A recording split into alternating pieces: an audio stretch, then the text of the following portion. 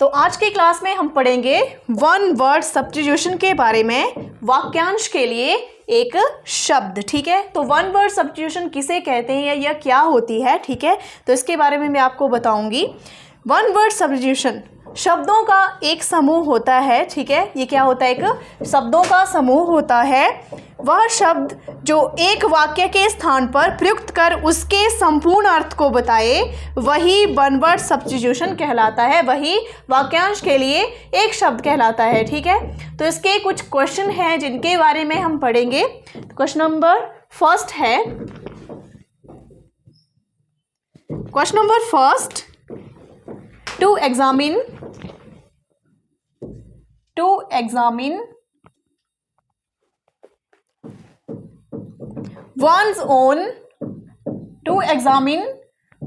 one's own thoughts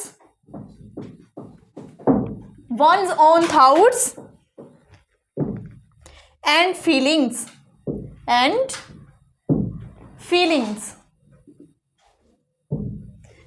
to examine one's own thoughts and feeling, इस वाक्य का अर्थ हुआ अपने स्वयं के विचारों और भावनाओं की जांच करने के लिए। तो इसमें चार ऑप्शन हैं। ऑप्शन ए है इंट्रोस्पेक्शन,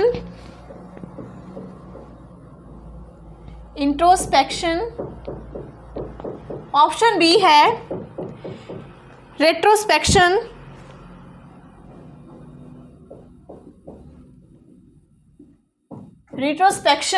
ऑप्शन सी है मेडिटेशन, और ऑप्शन डी है reflection.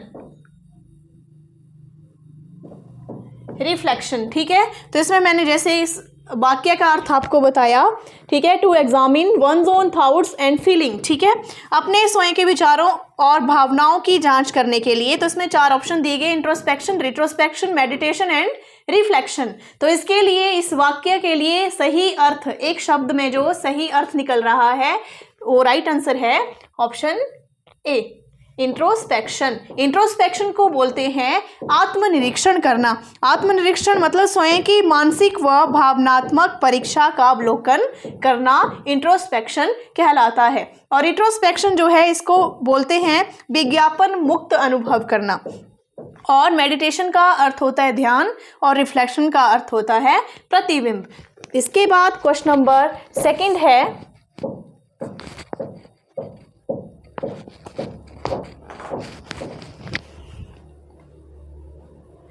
a person who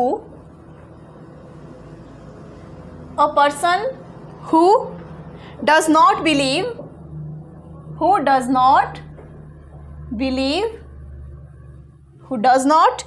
in any religion,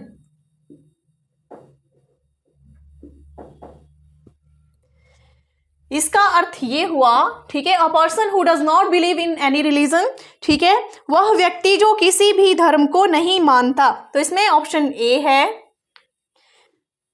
philatelist,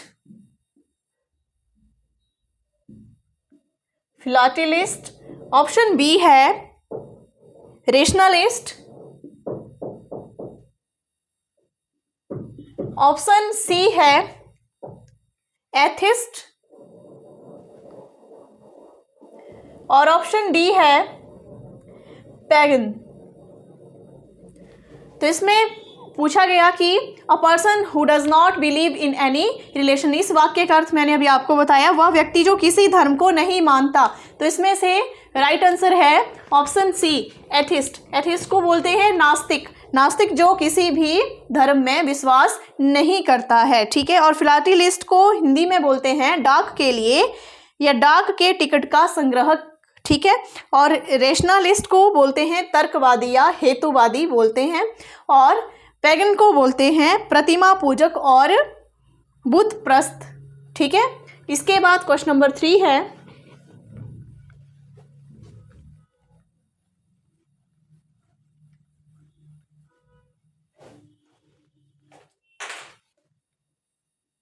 question number 3,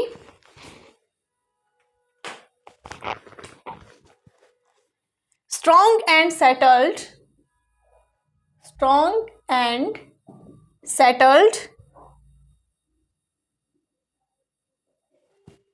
dislike between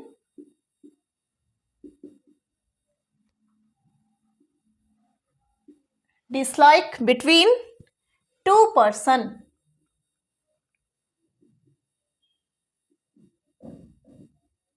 dislike between two person. ठीक है, strong and settled dislike between two person, दो व्यक्तियों के बीच मजबूत और व्यवस्थित नापसंदगी।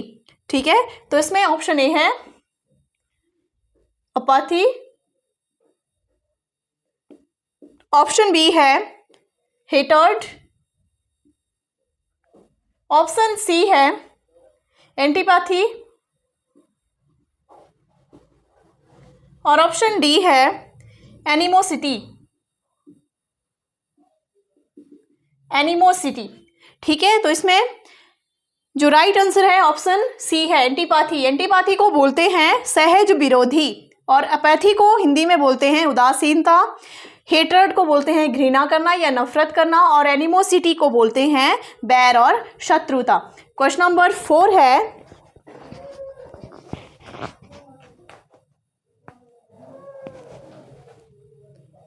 क्वेश्चन नंबर 4, सेंड और bring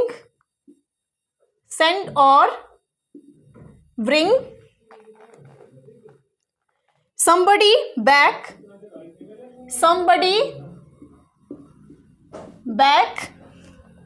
to his own country,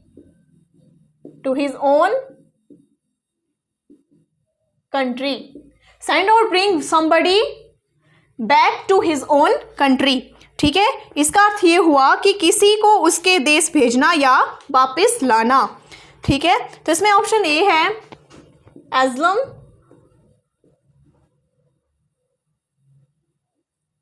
option B है रिफ्यूज, ऑप्शन सी है रिपेट्रिएट और ऑप्शन डी है एमिग्रेट।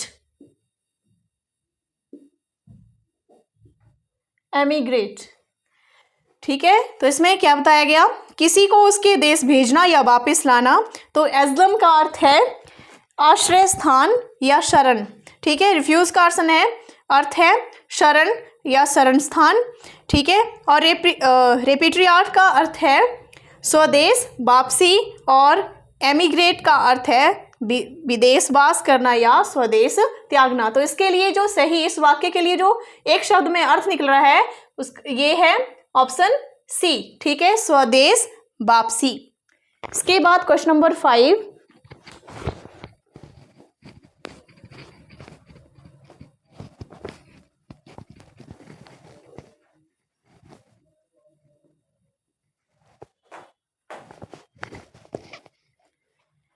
one who forcibly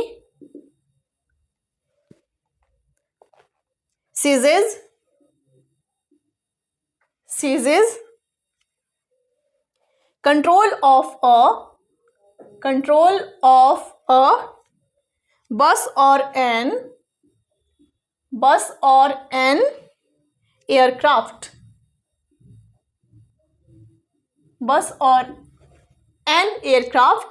इसका अर्थ ये हुआ कि वह जो किसी बस या विमान पर जबरन नियंत्रण कर लेता है। तो ऑप्शन ए है पायरेट,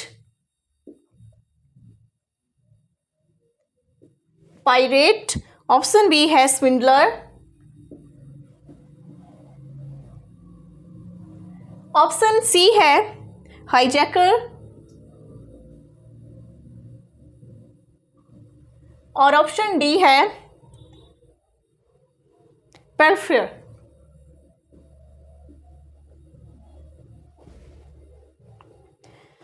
तो इसमें राइट आंसर है ऑप्शन सी हाईजैकर। हाईजैकर को बोलते हैं लुटेरा या अपहर्ता, ठीक है।